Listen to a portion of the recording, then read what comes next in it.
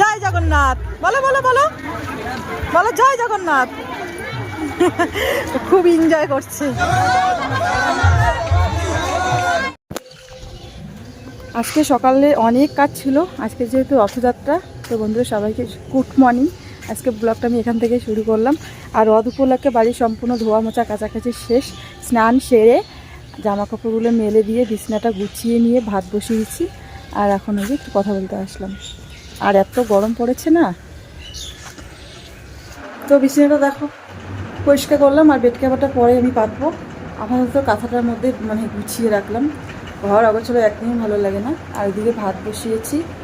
আজকে নিরামিষ রান্না হবে, যেহেতু রথ যাবো রথের দুধ আনতে, নিরামিষ রান্না হবে। বরে হচ্ছে পনির আর এনেছে ছোলার ডাল। আমি এত ঘেমে যাচ্ছি না।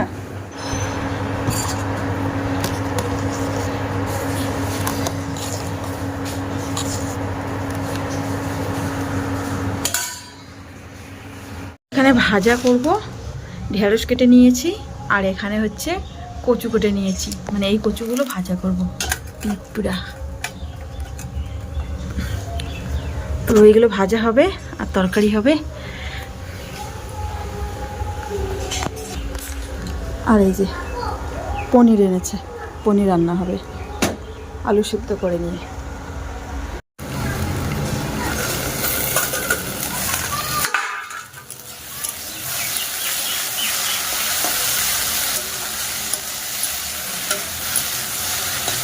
আমার কিন্তু এমনিতেই শরীরটা খারাপ, সর্দি লেগেছে, তার মধ্যে জ্বরও আছে। আর এই ঢ্যাঁড়স ভাজাটা করছি কারণ অনেকগুলো না ঘরে ঢ্যাঁড়স রয়েছে, সেই ঢ্যাঁড়সগুলো শুটো হয়ে যাচ্ছে। তো ভাবলাম ভাজা করে নিই, ভাজা করলে নিশ্চয়ই আমি না খেলে বর খাবে। আর আমার কিন্তু ঢ্যাঁড়স ভাজা খেতে ভালোই লাগে। তো আমি না রাতে আর খাইনি, কারণ আমার শরীরটা এতটাই পরে খারাপ হয়ে গিয়েছিলো, সর্দি গলা একদম বসে গিয়েছে। পরে রাত্রেবেলা ঢ্যাঁড়স ভাজাগুলো খাইনি, মানে ফেলেই দিয়েছি বেশিরভাগে। আমার কিন্তু ভালো লাগে খেতে। তারপরে কচু ভাজাটা করলাম। কচুগুলো মানে অনেক দিন হয়ে গিয়েছে, তো ভেবেছি ঘন্ট করব। কিন্তু মানে যেদিনকে ঘন্টর জন্য থাকে হয়তো বেগুন থাকে না, আর ঘন্টর মধ্যে বেগুনটা দু একটা মিষ্টি কিন্তু লাগেই। আমি ঘন্ট খেতে চেয়েছিলাম এই কচু দিয়ে, কিন্তু বেগুনই ছিল না। এর জন্য ভাবলাম যে না, শুটা হয়ে যাচ্ছে, মানে কচুটা ভাজা করি এরকম করে। আজকে কতদিন পর নিয়ে আসলো দেখো গ্যাস। দেখো কতদিন পর আছে গ্যাস আনলে, রান্নার গ্যাস 6 মাস হবে। যখন ফুরে তখন 6 মাস পরেই নিয়ে আসে। আমরা কিন্তু যে এ মাসটা শেষ হইলো পরে নিয়ে আসবো সেটা পারি না, মানে এনে একেবারে সেট ফেট করে দিল।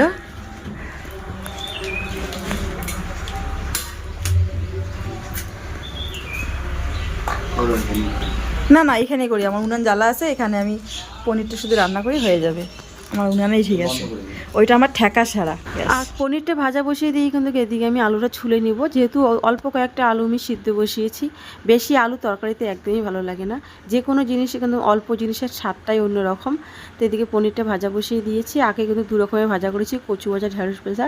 আর এখন শুধু তরকারিটা করলে আমার রান্না কমপ্লিট। আর রান্না করে খাওয়া দাওয়া করে নিয়ে যাব রথযাত্রায়, এই জন্য তাড়াহুড়ো করছি। আর আলুগুলো দেখো সিদ্ধ করে নিয়েছি, কিন্তু মানে আলু কেটে করলে না সে একদম মানে আলুটার মধ্যে ওই মানে পনিরের তরকারির মশলাটা বেশি লাগে। যেহেতু আমার সেরকম মশলা দিয়ে করব না, শুধু আদা জিরে একটু বাটা দিয়ে করব আমি, একদম হালকা পাতলা করে। এই জন্য সিদ্ধ করে নিয়েছি, যেন ওই যে মানে একদম মানে ঝোলটা যেন একদম পাতলা টালটা না হয়। এর জন্যই মানে আমার ছেলেও যেন খেতে পারে। এখন যত ভাবনা আমাদের দিকে ভাবি না, তার থেকে আমি ভাবি এখন ছেলেকে নিয়ে। ছেলে কি খেলে তৃপ্তি করে খেতে পারবে। একদম ঝাল কম দিয়ে পনিরটা করেছি, জানো এটা বাচ্চাদের তরকারি। আমরা এইসব তরকারি খেতে পারি না, সত্যি একদম মিষ্টি মিষ্টি লাগে মুখে। কিন্তু বাচ্চার জন্য আমার তাই করতে হয়। 1 থেকে 2 লঙ্কা আমি দেই তরকারিতে, একদম ঝাল কমালো লঙ্কা। দেখো আমার রান্না কমপ্লিট। আর আমি কিন্তু একটু ঝোল ঝোল করলাম, কারণ ঝোলের কোনো তরকারি নেই। দুপুরে খাবো, রাত্রে খাবো, মেখে তো একটু খেতে হবে। আর যেহেতু এটা সিদ্ধ করা আলু, একটু করে একটু আলু ঘন হয়ে যাবে, গাঢ় হয়ে যাবে শুধু ঝোলটা। ঠিক আছে, এখন আবার কাজ আছে, অর্ডার করেছি। এখন যাবো এখন রথে। তো আমাদের দিদুনরাও যাবে। ও দিদুন আসছে তো খুব খুশি। তো ঠিক আছে চলো। আর এত গরম পড়েছে, এখন বাজে মোটামুটি 4:30 কাছাকাছি। ওই জন্য দেরি করে বের করলো, না হলে কিন্তু 3টার দিকেই বেরোয়। তো মানে শোনা যাচ্ছে বাড়ির সামন থেকে যে মানে বের করছে, এখনই বের করবে। ঠিক আছে চলো দেখি। সবাই দেখো কত লোক সেজে গুজে যাচ্ছে রথে আজকে।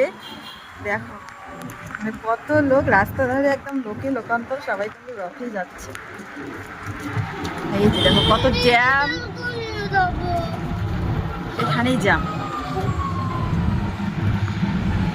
এই যে দেখো আমার ছেলে নামছে জুতো ছাড়া। চিরুনিটা নিয়ে আসছো কেন বাবা হাতে করে? এই যে দেখো ছেলের বাবা।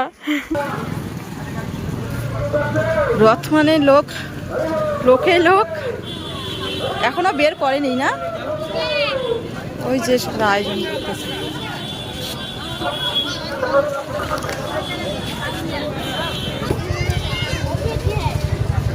এত লোক,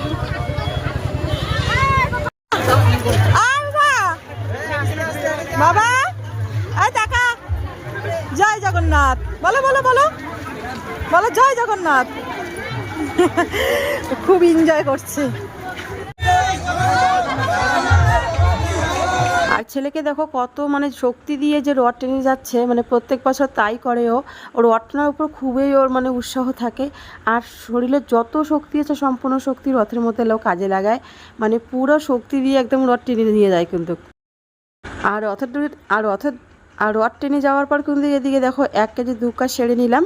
সবুজ চুরির ওখানে ঢুকে পড়েছি, যেহেতু আর একটা দিন মাঝখানে আসে, ভেবেছি যে একেবারে এই সবুজ চুরিগুলো নিয়ে যাই। কিন্তু এতটাই মানে ভাগ্যটা আমার খারাপ, চুড়িটার সাইজটাই মেলে নেই। আমার এই কালার চুড়িটা খুব পছন্দ হয়েছে, মানে খুব ভালো লাগে এই কালারটা। আর একটা আছে কালো, কিন্তু আমার এইটাই বেশি ভালো লাগে, মানে আমার সাইজটা হয়নি, একটু ছোট সাইজ আছে এখানে। শ্রাবণ মাস তো পড়ে যাবে কালকে, আজকে কি বার? বৃহস্পতিবার। বৃহস্পতিবার যাই হোক, সোমবার তো প্রথম সোমবার, মানে ভোলে বাবা জল ঢালা। শ্রাবণ মাস থেকে আজকে আমি দোকানে রেখে দিই যে একেবারে সবুজ চুড়ি নিয়ে যাই, কারণ আমার বড় আশা করে থাকলে না, ও সাইজ নিতে পারে না, ও বড় নিয়ে যায় নাহলে ছোটো নিয়ে যায়, এর জন্য আমি একাই নিয়ে যাবো। আগামী বছরগুলো কিন্তু এখনো ঘরেই আছে। ঘরেই আছে, বড় নিয়ে গেছে এতটাই বড় হাতেই ছিল বলে একাই এসেছি। আমি একাই এসেছি ভুল হবে, মানে ওরাও এসেছে। আর আমার বড়ই কিন্তু বললো তুমি দেখো চিন্তা নেই, পরে এখন হাতে করে দেখাবে। আমার বাপে হচ্ছে না, হচ্ছে অন্যটা ভালো লাগতেছে না, আমার এটাই ভালো লাগে, মানে সবসময় মানে জলে এই দুটোই আমি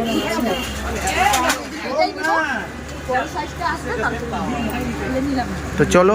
ঠিক আছে। কালকে রথযাত্রায় গিয়ে আজকে সকালবেলায় উঠে সত্যি কাজ করার মতো মানে সেরকম অবস্থাই নেই, এত শরীরে ব্যথা। রাত্রেবেলা তো জ্বর এসে গিয়েছে, রাত্রেবেলা জ্বরেরও ওষুধ খেয়ে নিয়েছি। আর শরীরটা এত ব্যথা হয়েছে, অনেকটা রাস্তা যেহেতু হেঁটে গিয়েছি, আর এত গরম পড়েছিল, তার মধ্যে আমার আগের থেকে একটু শরীরটা খারাপ ছিল, সর্দি জ্বর জ্বর ভাব ছিল। আর মানে কালকে রাত্রেবেলা ভীষণ শরীরটা খারাপ ছিল। সকালে তো কাজগুলো একদমই করতে মন চায় না, তো আবার ছেলের স্কুলও আছে, আবার না করে কি করি বলো তো, ছেলের স্কুল আছে। আজকে শুক্রবার, মানে আজকে খোলা আছে, শনিবার রবিবার স্কুল ছুটি। কালকে রথযাত্রায় ঘুরে একদম শরীর হাত পাত সব ব্যথা হয়ে গেছে। আজকে সকালবেলা এটা কাজ করার কোনো এনার্জি নেই, তো করতে তো হবে, বসে তো থাকা যাবে না। তো বাড়ির উঠোনটা ঝাড়লাম, বাইরে উঠোনটা ঝাড়ছি। আবার ছেলের স্কুল আছে, তো দুদিন, আজকে আর কালকের ব্লগ, দুদিনের ব্লগ দিয়ে সকালের সমস্ত চিন্তা থাকে আমার উঠোনটা ঝাড়া নিয়ে। সত্যি মাঝে মাঝে মন চায় না যে এত বড় একটা উঠোন ঝাড়ি, কিন্তু করতেই হবে, মানে এরকম মনে হয় যে এত বড় উঠোনটা ঝাড়বো, আজকে মন চাচ্ছে না, কিন্তু নিজের কাজ কাকেই বা দিব বলো তো। কালকে রান্না বান্না শুধু সেরকম হয়নি, ভাজা আর এক তরকারি, তো বাসনও কম, এই যে এই কটাই বাসন। তো বন্ধুরা ব্লগটাও কিন্তু আজকে বাড়াই নিয়ে বাসন কটা মেজে নিয়ে স্নান ধান করে নিয়ে জানো তো রান্নাঘরে রান্না করে যা হোক যা কিছু একটা রান্না করে যাবো ছেলের স্কুলে।